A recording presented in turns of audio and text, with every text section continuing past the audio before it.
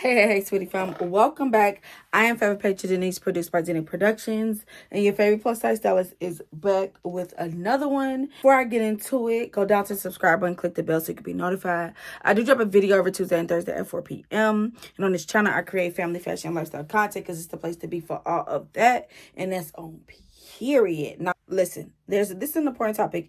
I have been wanting to talk about this for a while. Didn't really know how I was going to talk about it. But since it's the beginning of the school year, I think this is the best time to talk about it. If you do not know, I do have a child that has an IEP for ADHD. And that child has had this IEP for some years now. I would say I'm kind of like a professional when it comes to IEP and making sure my child gets their needs met. In the beginning, I definitely didn't know what I was doing, didn't know what to ask for, didn't know what things to say. But I'm seasoned, okay? At this point, I'm marinated, I'm seasoned, I know exactly what to say. And so I'm going to give you moms who are going into the school year, especially moms who have elementary school students. And it's not even to the elementary school students, just moms in general. How do you prepare for the new school year when your child has an IEP? So we just going to top it off.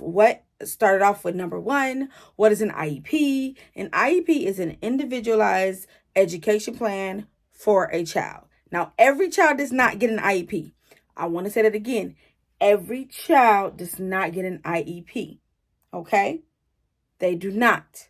So I'm going to list 13 different ways a child can receive an IEP. For intellectual disability, for hearing impairment, including deafness, speech and language impairment, visual impairment, including blindness, series of emotional disturbance, orthopedic impairment, autism, developmental delays from ages 3 to 9, traumatic brain injury, other health impairments, specific learning disabilities, deaf and blindness, and multiple disabilities.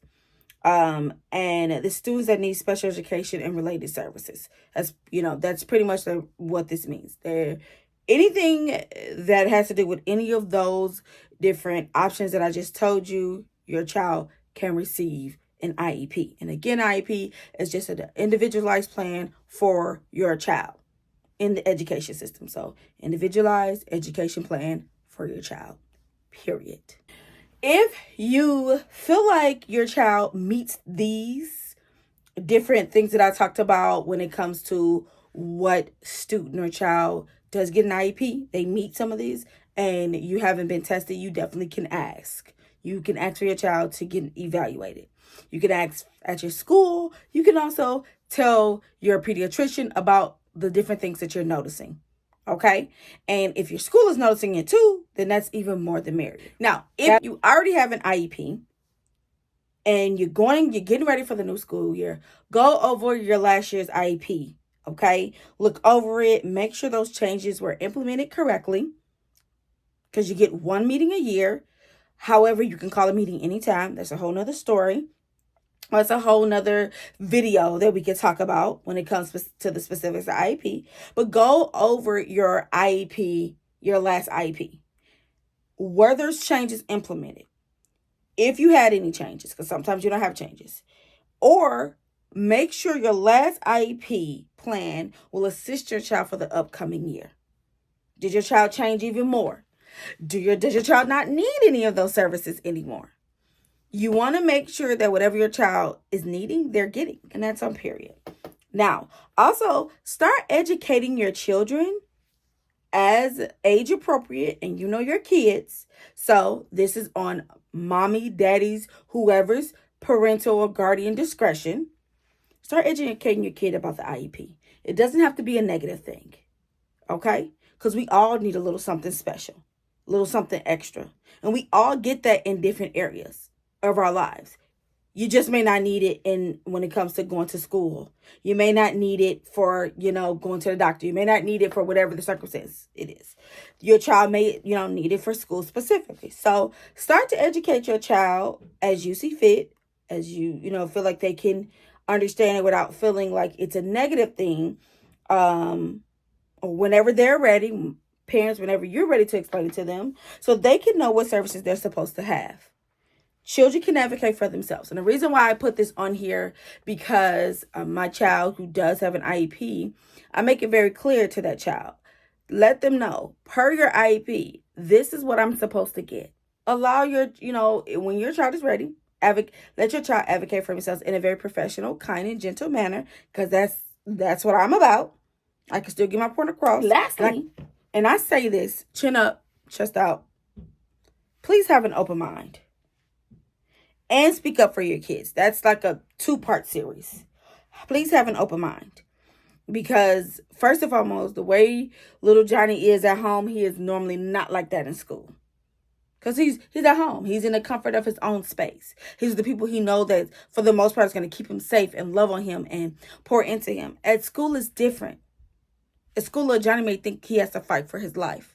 So have an open mind of the suggestions that they have for your child and how to help your child in this individualized plan. However, speak up for yourself. If they're suggesting things that you know is not going to work, say that. If they're suggesting things or trying to not give you the resources that you need, speak up for yourself. There cannot be, we don't have the resources. That cannot be done because we are unable to meet that need. That doesn't work if this is a need that needs to be met for that child. They don't have a choice. Because at that point, you can go above their heads and it's a thing now. It's a thing because your child's needs were not met when they needed this resource or whatever needed to happen. So have an open mind, y'all. Having an IEP for your child, definitely in today and age with the way teaching is going, it can be very, very difficult. And I honestly wish I had the guts to stay at home with my kids and do homeschool with them, but I do not. I'm not a teacher. I do not teach all grades. I don't do all that. I do the best homeschooling I can for pre-K, and then I'm gonna send you off to somebody who got a degree in this, okay? However, I wish I did, but I don't.